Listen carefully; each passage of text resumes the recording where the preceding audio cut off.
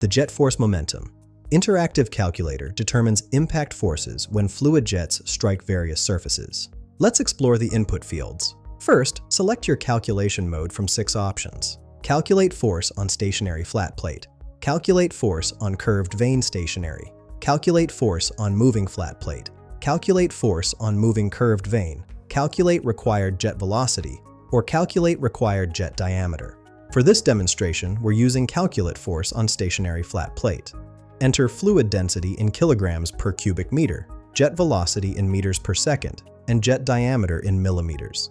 Additional fields include vane deflection angle in degrees, plate velocity in meters per second, and required force in newtons. Here's our example calculation. With fluid density at 1000, jet velocity at 15, and jet diameter at 50, the calculator generates these results. Jet area equals 1963.50 square millimeters. Mass flow rate is 29.45 kilograms per second. Relative velocity shows 15.0 meters per second. Impact force calculates to 441.8 newtons. Power output is 6.63 kilowatts. The status confirms normal impact on stationary flat plate. This tool streamlines jet force analysis for engineering applications. Find the link in the description below.